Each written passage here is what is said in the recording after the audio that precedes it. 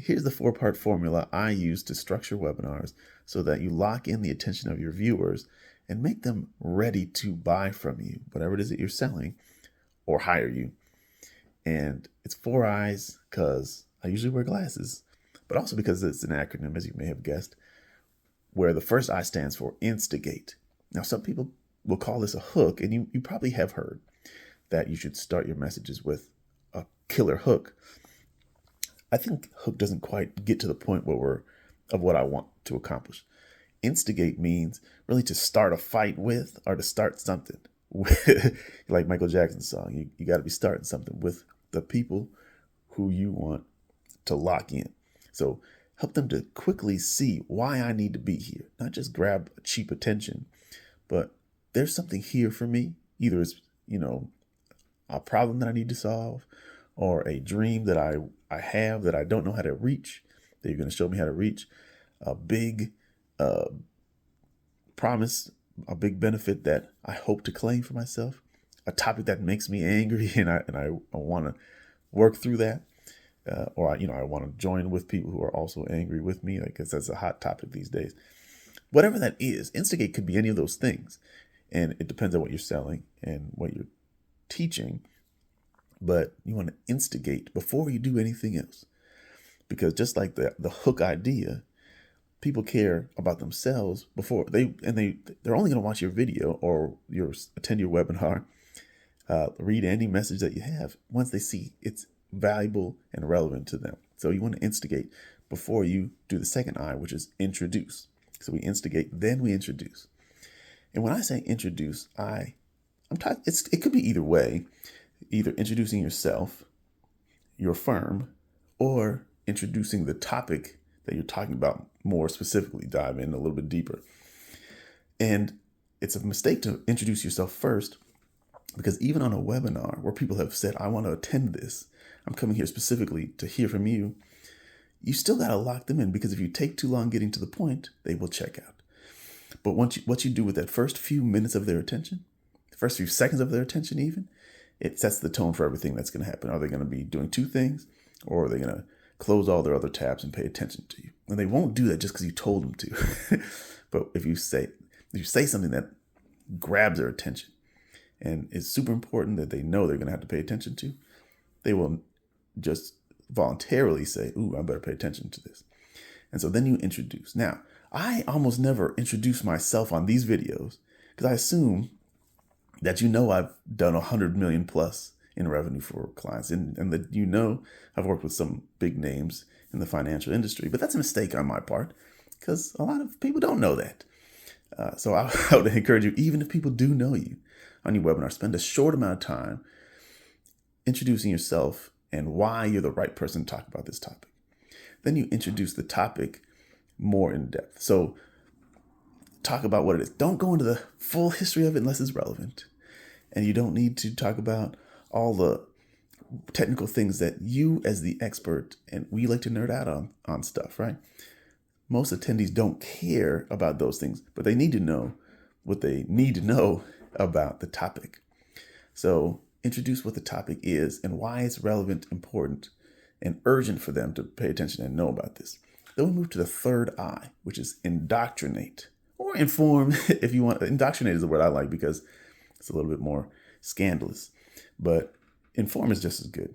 And at this place in the formula, you're telling them what no one else will tell them about the topic, telling them or helping them to see the world differently, helping them to see the topic that you've just introduced, and maybe they have some idea about it. We're talking about taxes, right? Show them a different side of it that they haven't seen, and then show them why your way is the right way, why other people are doing it wrong, they see it wrong, and why your way is the right way. Now, of course, you're not doing anything super secretive, but your approach, your thinking behind it is something they probably haven't heard before.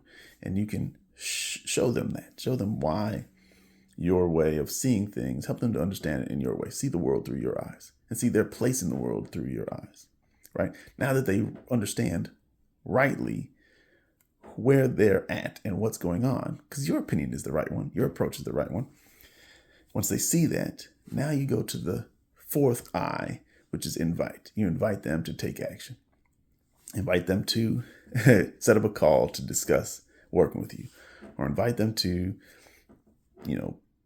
buy your course, or to sign up for your coaching, or, sign up for your financial or your tax planning membership, right? The retainer.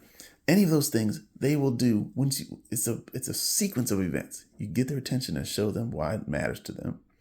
Then you expand on that attention by you introduce them to that world, and you show them the things that they think they understand in a different light through information or indoctrination. Then you say, hey, here's the only thing that makes sense now. Now that you see how things really are, as I've informed you or indoctrinated you, you see what the reality is. The only thing that makes sense at this point is for you to pretend you don't know any of this and go forward in a way that is not right, not optimal, or to work with a professional who can help you get to the promised land. And I happen to have an opening, or happen to have a series of steps that you can take where you can now take advantage of what you now understand to be the right path forward for yourself. And that's the 4I formula. This works for webinars. I use it for everything that I do, really. All the persuasive things that I'm doing, I use the foundation of the 4I formula. And you can do the same. So webinars, I said in the previous video that I recorded here, you could use them. Social media drives to webinars, and you can use this to sell more effectively than trying to sell on social media itself. This is how that works. You can't effectively do all that on Instagram when people are just looking, they're scrolling, they're not really thinking about buying something right there. So anyway, I hope that's helpful. If you have questions, feel free to ask, but consider using webinars for your tax business. You could have one topic, and I would suggest doing it multiple times. So you really get a groove, you really understand what's working, even if you have just a small number of people in attendance. Do it multiple times, and you can then test ideas. You can optimize, see what works, what doesn't work, and lock that in. You don't have to have a new topic every month. You can have one topic and just do it multiple times. We can have 2, you can have 6 if you have lots of things. But don't feel the pressure of making an hour-long presentation. It could be 20 minutes with some question and answer time. It could be 10 slides, or maybe less. It doesn't have to be 100 slides. It doesn't have to be super well produced. You in a Zoom room can do this. And I want to encourage you. I've done it myself. And you could use current events or things that are built into the calendar year. But you can also just pick topics, like I said before, questions that people ask you all the time, or strategies that you recommend all the time and you talk about, but you don't go in depth on social media. Go deeper in depth on the webinar, and then push people to sign up for, to do the next step. So anyway, hope this has been helpful. I encourage you, try webinars. Don't be intimidated. It's very possible for you to do this and get more complex as you go if you feel like it. But you may find it's effective in its simplest form.